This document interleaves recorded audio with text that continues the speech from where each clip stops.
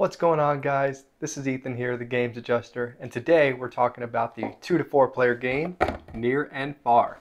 And so Near and Far is a game published by Red Raven Games. Ryan Laukat, the wonder kid of board game, he publishes his own games, he does the art for his own game, he designs the game. So I got a chance to play it. I know there's a lot of talk recently about Sleeping Gods and his newest game coming out, Now or Never. This is part of the same world as Now or Never and the prequel to this one, which was Above and Below. But this is my first intro into that world. The only other game I'd played for him was Empires of the Void 2, which I loved. So I'm going to give this a go here. I'm going to show you how it plays, and then I'll come back here and give you my final thoughts. Here we go. Okay, here we go. I've got a game of Near and Far set up. I've accelerated the game a bit so that we can see some of the mechanisms that the game has, and then after that I'll give you my final thoughts. A game of Near and Far is played over several rounds until an in-game condition is met. That in-game condition is when all of a player's tents, and the tents will be stored on these player boards, have been placed out onto the board. There are a variety of ways in which you can place them. Additionally, each round of the game is played turn after turn for each player, and each player will have two options on their turn. First option they can do is to visit town, and this is the worker placement aspect of the game. When a player wants to visit town, they will take their character. This is going to be the red character. I've got a 3-player game here with the red player, yellow player, and the blue player. And so the red player will take their character, and you can use any of the multiple characters in the game. This is going to be the character for this example. And they can take one of these actions by visiting one of these buildings. And so when they visit the building, they can take the action by paying the cost. Here at the stables, you can pay 1 food to get one of these pack birds and then place the pack bird onto your board. Now, if there was another character in the location, before you could take that action, you would need to duel the character. To duel another player, you can duel either honorably or dishonorably. If you duel a player honorably, you will add up all of these sword values on your party, and every player will be drafting more of these characters here by taking the saloon action. And each of these characters has a variety of symbols on them. So this one's got hearts, this eye symbol, and the sword. So when dueling, every player will add up the swords in their party. The red player would have 3, 1, 2, 3 over there. And then the yellow player here would have none because their party board does not have any swords. And so it would be 3 to 0. The 2 players would roll a 6-sided die each, and then the highest total would win. If the attacker wins and they fought honorably, they would gain a reputation by moving up on this reputation track. If they fought dishonorably and won, they would lose a reputation. The advantage to fighting dishonorably is that you will get another +1 to your roll, as indicated by this symbol here. Now, nothing will happen to the defending player. They're just kind of occupying the space and making it harder for the active player to take that action. But if the active player who is trying to take the action there would lose the duel, then they don't gain or lose any reputation, they don't take the action, and they go here to jail, and they basically lose their turn. Okay, so let's just talk a little bit more about some of the actions you can take, and then we'll talk about the adventuring action, and then we'll kind of go more over these player boards. So in the town hall, you can exchange items for different items. So you can do a 5-to-1 ratio, exchanging any 5 between food, coin, gems, or faction tokens. And I've got the faction tokens here and the other resources here at a 5-to-1 rate. So for example, if I had 5 food, I could trade that in for 1 coin because each food is 1 point, a coin is 2. So I could trade 5 food for 1 coin, or I could trade 5 food for maybe this red faction token, which is represented by this. Conversely, I could also trade 1 thing for a value of up to 5, I should say. So for example, if I had a blue faction token for the Mystics, I could trade this token in and get any 5 items that add up to 7, which is what the value of the blue token is. So example, I could grab 2 coins, that's 4, and 3 food. That's 5 total items, and I have equated to 7 total points worth of value. I don't have to get 5 items. I could just take as many as I want to. It's up to 5, but it's always 5 things for 1 or 1 thing for 5. Okay, At the town hall, you can also discard artifact cards. At the beginning of the game, every player will be drafting some of these artifact cards. You'll start with 2 advanced ones and you'll keep one, and then you'll do a kind of like magic drafting. You'll pass them around in clockwise order, taking one card at a time until every player has the appropriate amount, and then you'll discard down and keep whatever you want to keep. For example, this horn bow will get you 1 point. It's also going to give you a combat symbol for your party, and it costs you 2 coins. Okay, now there are other cards that are a little bit more difficult to get. For example, this talking statue gives you this skill symbol, which is the hand, but it will cost you 2 gems and 2 food, and it also gives you 2 points at the end. Some of them will give you special abilities. This goods wagon costs you 3 coins, 2 gems, and 2 food, but it will give you 5 points, and anytime you trade value when visiting the town hall, that example we just gave, you will get 1 extra trade value. So these artifacts are very handy and give you a little bit of an engine building aspect, but any artifact card that you do not accomplish at the end of the game is worth negative points. So the second action here at the town hall will let you discard a card so that you don't get those negative points at the end. And it is 1 point per card. It's not the actual value of the card. Just to show you here, these advanced cards usually give you a lot of points, but they're a little bit more difficult to obtain. You'll see here this one costs you 3 coins, 4 gems, 3 food, and a yellow faction token. So you'll see that the costs get more and more. Moving on here, last thing you can do here at the town hall is you can pay either coins or gems to move up or down on the reputation track.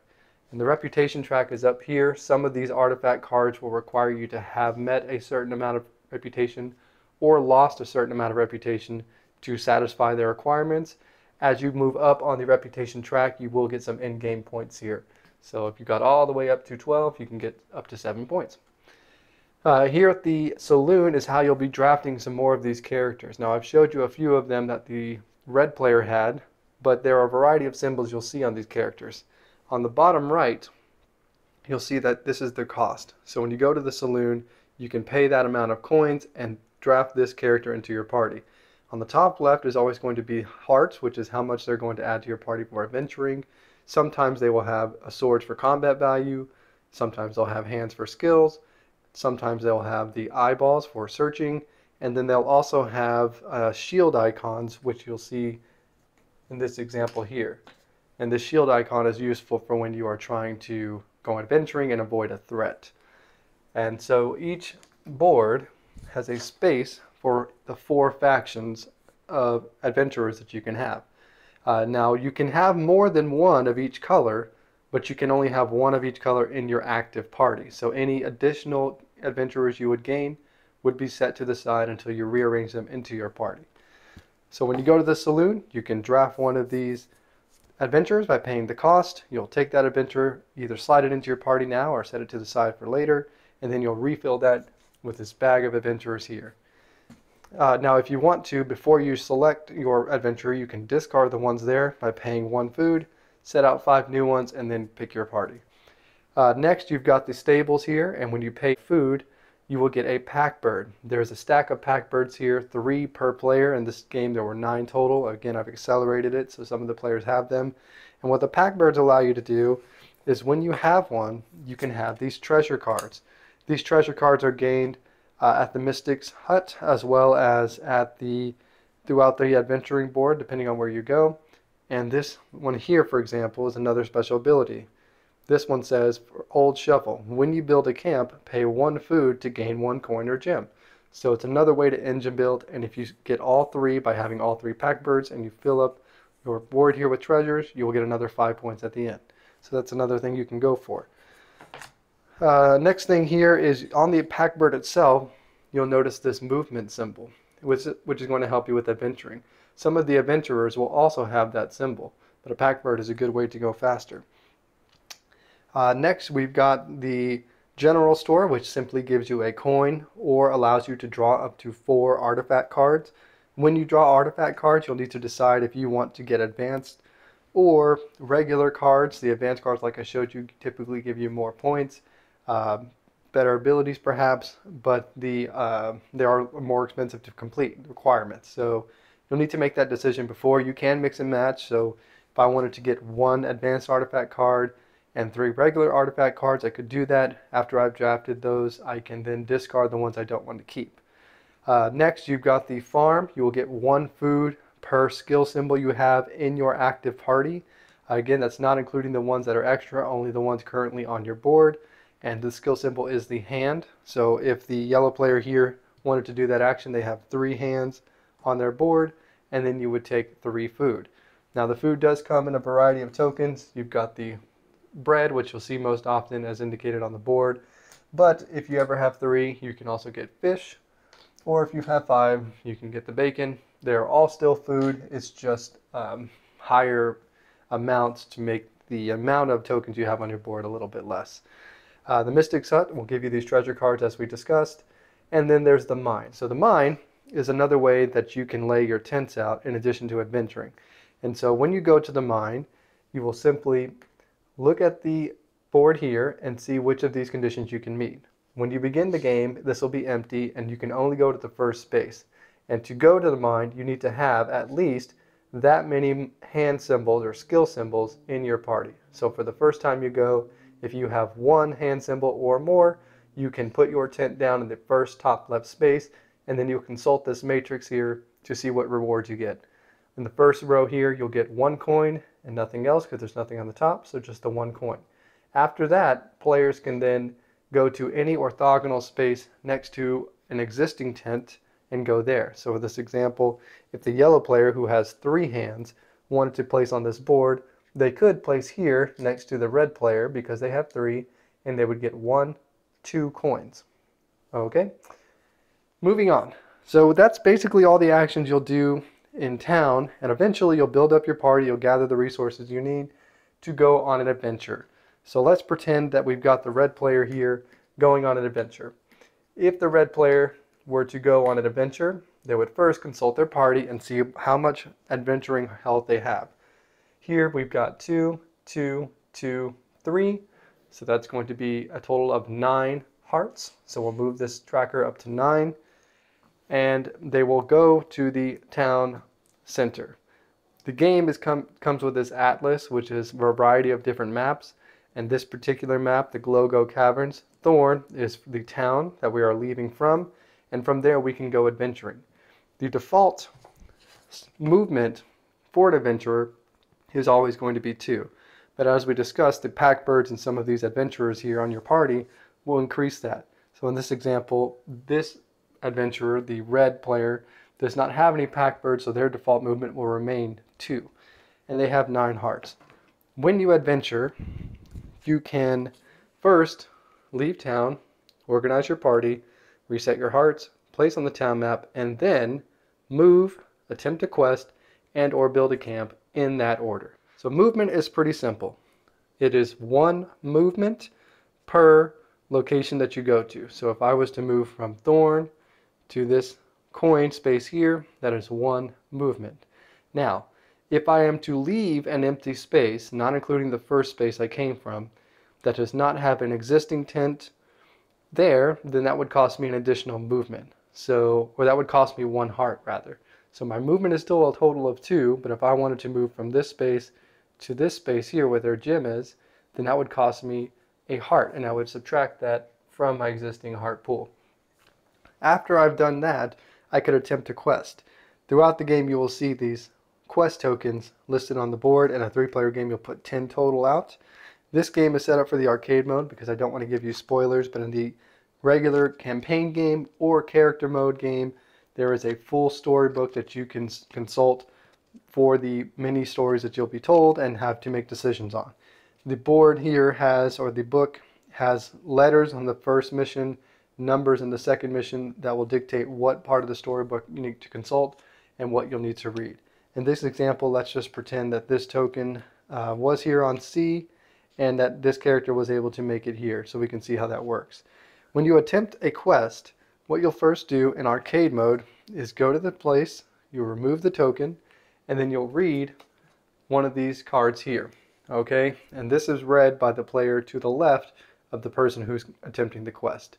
And so in this example, the blue player would read this to the red player. This one here says mysterious cave.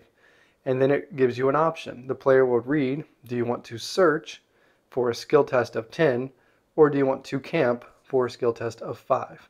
Okay, now the player does not read what the rewards are, which is the spaces underneath. They'll just read that example. Now for fun, in arcade mode, you don't get the full story effect, so our group likes to add to it, and so instead of just saying mysterious cave, search this, camp that, we might say you stumble upon a goblin in a mysterious cave, and the goblin looks at you sneakily, maybe. You know, do you decide to search around the area, or do you decide to make camp and make friends with a goblin? Something like that. So that's up to you, but just for finish example, after the decision is made by the player, they will consult their party, see what skill they have to bring. So example again, if they chose camp, skill 5, they would have 2 skill plus whatever they roll. Now if they succeed by getting a 5 or more, they will get the results. This one here says lose 1 reputation, get 1 red faction token, get 1 food, and increase a 1 heart. Now anytime you exceed by 2 or more, you will get the bottom one. In this example, that would give you an additional food and 1 heart.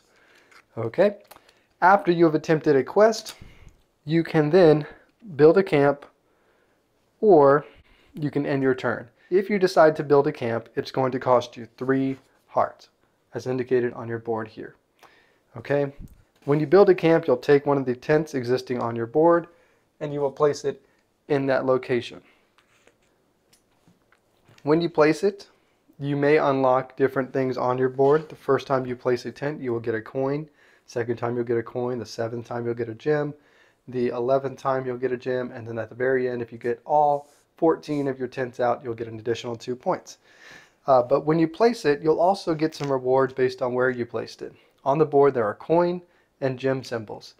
The coin symbols will give you coins equal to the number of eyes that you have in your party. So in this example here, the red player has 2 eyes, so they would get 2 coins. The gems do the very same thing, except they will give you gems instead of coins. Now you'll also run into a few more items here on the adventuring map. One of the things you might come across is these threats, as indicated by this OX symbol. If you were to cross a point with a threat, you'll need to stop on the threat first and resolve that. If you have a shield, you can forego dealing with the threat and continue on. If you don't, you'll need to fight them. To fight the threat, you'll need to first consult what the threat is. The very first one is a bandit with a threat value of 4, and it's worth 1 point. You will, similar to dueling, first see how many swords you have, then you will roll a 6-sided die, add up the total, and if you defeat the bandit or the threat, you will get this card, you'll place a tent on it, you'll get the points at the end of the game, and you can continue on. If you fail, you can spend hearts to defeat it, adding 1 to your value per heart you spend until you do, or you could end your turn there. Alright, and now these will get progressively harder. The last one here is a Broken Titan with a 15 combat strength, but it is doable. It's also worth 7 points. So if you build your party the right way and you have a variety of different effects to help you with fighting, then that is something that you can consider doing. Additionally, you will see sometimes these treasure icons. These treasure icons are between 2 locations, very similar to the threat, except you can, just when you cross them, if you have a pack bird, draw one of these treasure cards. If you draw a card and you're already full on treasures, you can consult the ones you already have and make a decision to keep whichever one you prefer, always discarding down so that you only have 1 treasure per pack bird. Additionally, you can sacrifice a pack bird to ignore a threat. I didn't mention that, but that's something else you can do. You'll also see on the board there are some of these trade routes. So we've got peppers, this stone here, this gear, and this vegetable. And so when you plant a camp, or place, on camp on one of these trade routes, you don't get any coins, you don't get any gems, it does nothing for you immediately. However, if you complete the other trade routes, so in this example, if I've got the peppers here and I complete this one here with these peppers, this will be worth 9 points at the end of the game. And the amount of points it's worth will vary based on the map. However, if someone else completes that trade map, so let's say the blue player had done it, trade route, then they will get 3 points and you will get 3 points as indicated by the lower number on the map. So it's better for you to do it, but it's best for someone to do it, otherwise you don't get any points.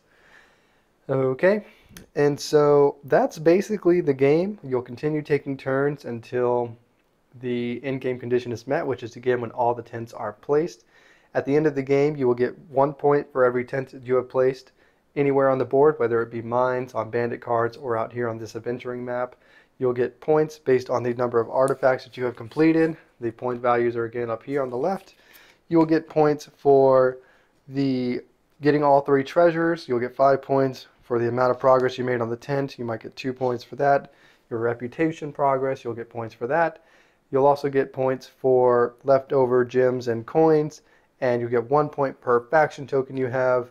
These are often gained through quest and will be required to complete certain artifact cards. And again, you can trade for those.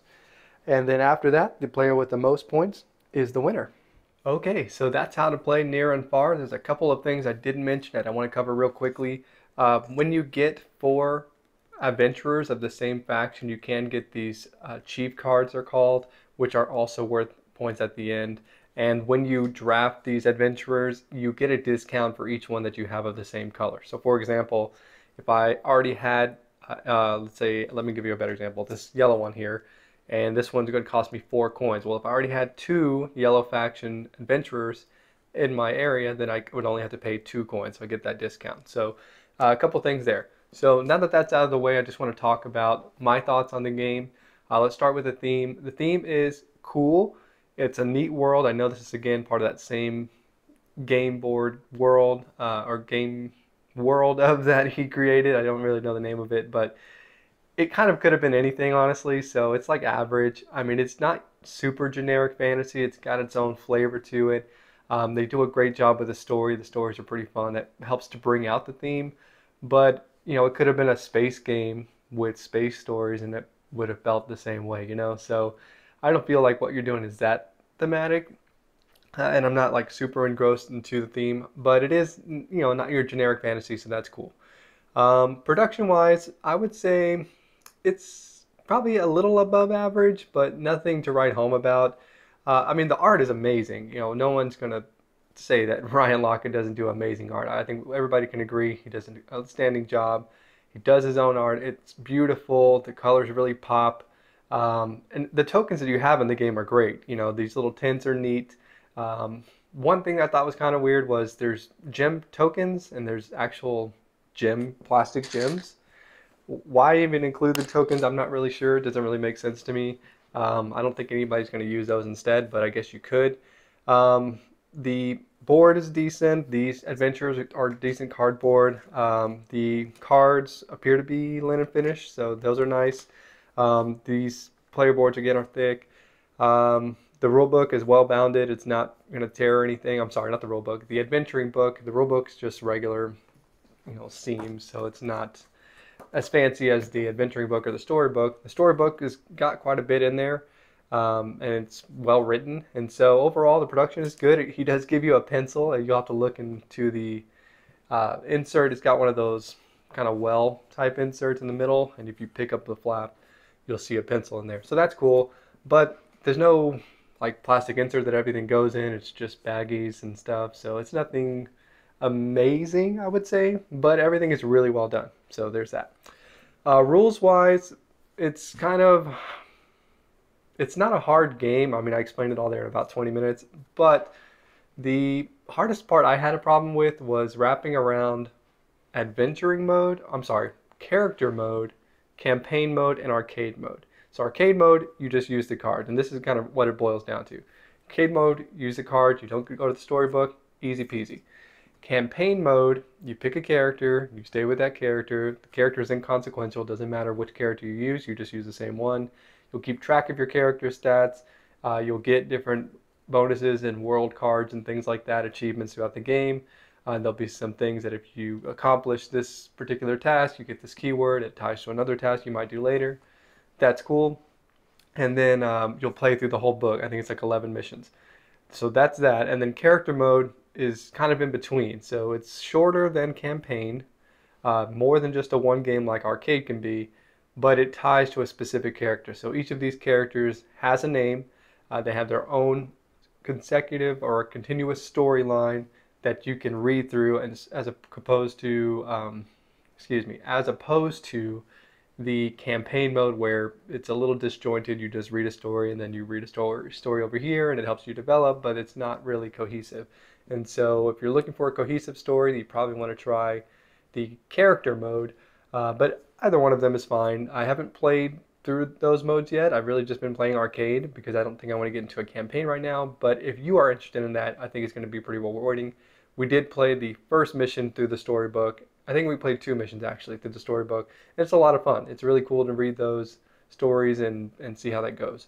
So that's the kind of hardest thing to wrap around. Other than that, the gameplay's pretty easy. There's only 1, 2, 3, 4, 5, 6, 7 worker placement spots, and then the adventuring is pretty simple too. So I don't think you'll have a problem with that. There are rules reference cards kind of telling you what the actions are. It would have been neat to maybe have something that explains what these places do, but they're not hard, so that's a minor thing. Moving on, gameplay is pretty fun. I really love probably the quests more than anything, and I wish there was more of them, to be honest with you. The worker placement stuff is cool. It's resource management, it's worker placement, it's hand management. You know, what cards do you have in your hand? Or not really hand management, I guess I'll take that back. But it's more resource management. I have to get the coins, I've got to get the gems to pay for the card. Or I need to move my reputation down, so let me go fight someone or trade something in to move down so I can get this card, and then I'll move it back up, because this card now is going to help me with my dueling. There's one card that gives you +2 dueling, but you have to have negative reputation to get it. And so those decisions are good. You know, trying to be effective with your movements, not wasting anything, seeing where other people are going when they go to the adventuring board, seeing what things they have in their party.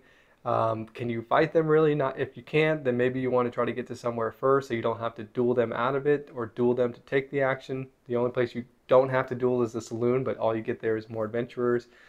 Which adventurers do you draft? There's a ton of symbols on them. And the game, I will say, can be kind of lucky. So when you go adventuring, I showed you an example, there's a skill test. They're not always skill tests though. You might go out and adventure, you could have every one of your adventurers with 2 skill apiece. If you get a skill test, you're set. Let's say you have 2, 2, 2, 2, that's 8 skill, roll the die, you're gonna get a 9 at least. That'll pretty much finish any quest that you get. But you might come across a quest where they want combat, and you didn't bring anybody with combat. So you lose out on that faction token or that reputation gain or that treasure or whatever it is, but the next person who brought nothing but combat goes and they get the quest, and then it works out for them. Or vice versa. You know, you go, you get lucky, you have your skill, it's a skill test, kudos for you. Next person goes, they've got amazing skill, they get a combat. You know, so if it happens to you, it's a little disheartening because you go on this adventure and you're expecting this awesome thing out of this quest, and there is no consolation prize. If you fail, you get nothing, and then it's gone. And so that's why I kind of wish there was more of that, so that it didn't feel so disheartening when you don't get what you want, or when it doesn't go your way. Other than that, I do like that there's a lot of ways to get points. The last time I played, I went heavy on the mine, and I did pretty well, whereas other folks went heavy on the actual tent placing on the maps. In the game before that, I did do the map version instead and try to get some of those trade routes. You can get your treasure cards all the way to get those points. You can just go after artifact cards. Just go out, get your resources, turn those in, get more cards. Then go get more cards after that, fill those up, and get those abilities. So there is a good amount that you can do, and you can kind of switch gears a little bit. It's maybe even also possible to just do best of all worlds and do a little bit of all of it and still do well. So I like that. My biggest complaint on gameplay is just the luck factor, because even the cards, you might get something where you require, you know, a red faction symbol, right? But all you keep getting is the yellow ones, or vice versa. This one you did yellow, you did your quest, you did 3 quests, and every one of them didn't give you a yellow. So now you're like, ugh, I gotta go trade in coins to get it. But I'm just mentioning that because it was the biggest thing that stood out to me, and that might be something that concerns you if you don't really like that feeling of ugh, I've gone all these things and I've done all this work and I got nothing out of it. So keep that in mind. Um, I would say the time on the game is pretty good. The game is quick as far as your turns. If everybody knows what they're doing, you go here, I'm getting a coin. Next turn. I'm going here, I'm getting food. Cool. I'm going on an adventure. I'm going to walk over here, pay my heart, walk over here, build a camp. Easy. So the gameplay, I would say on average, going to take maybe 1.5 to 2 hours. The longest maybe is when you're reading the stories, and if you're really embellishing them beyond what the storybook says, or if you're playing arcade mode and you're having fun with that, then it can maybe slow down a little bit, but you don't have to do that, and really you could just read option A, option B, and move on. But I like to do that. That's the funnest part of the game, honestly, so it's just something to be aware of. Also, I will say the setup takes a little bit. I found that a lot of these games, like Empires of the Void 2, the setup's probably the longest part, or feels like the longest because there's so many steps. This is not as bad, but it is something to be aware of too. And then lastly, I want to mention the variety. I think the variety is pretty good. There's 11, I think maybe 12 total maps that you can go through, and so you can change the layout. There's a ton of cards, advanced cards and regular artifact cards. There's a ton of treasure cards. So there's a ton of adventurers. This bag's full of them. So which adventurers you get, what strategy you go to is going to change from game to game. What stories you read if you're playing campaign or character mode. Each of those modes you're going to read different stories, because the character mode you're just going to read those characters and those at the back of the book. The storybook mode from the campaign or campaign mode storybook, you're going to read all those. Now those you can read over and over again if you go to the same places, but you can change where you put the quest token so that you don't read the same one. So playing it over a campaign, playing it over character mode, or even arcade mode, there's a huge deck of cards here. You're going to get a lot of different things that you come across, and that's cool. Game to game, you're still doing kind of the same thing as far as worker placement. Even the board here is actually double-sided, so I didn't show that, but there's a decent amount of variety. Overall, I just think that game to game, it doesn't change that much. The way you get your points is pretty much the same every time. It's going to be a few things on your board, reputation track, the artifact cards, and the tins. And that's basically it. But how you get those points, like the things you do, can be different, and what the cards and things like that give you is going to be different. So overall, I'm about on a 7.5 on the rating scale out of 10. I really like it. I think it's a great game. You should buy it if you're into the story. I wish there was more stories, and to me, I don't feel like the theme is that captivating. It's a cool world, and it's a beautiful game to look at, and it's a neat idea, this Euro-y style game with some adventure mechanics, and then also the storytelling. It comes together really well, and this is, I think, from 2017, so it's 4 years old now, and it's still doing some things that are really innovative, so I like that a lot. But yeah, if you like it, or if you like what you're hearing, you want to check it out, I strongly recommend it. I'm at a 7.5 out of 10. This has been Ethan, the Games Adjuster, reviewing Near and Far, and have a good one.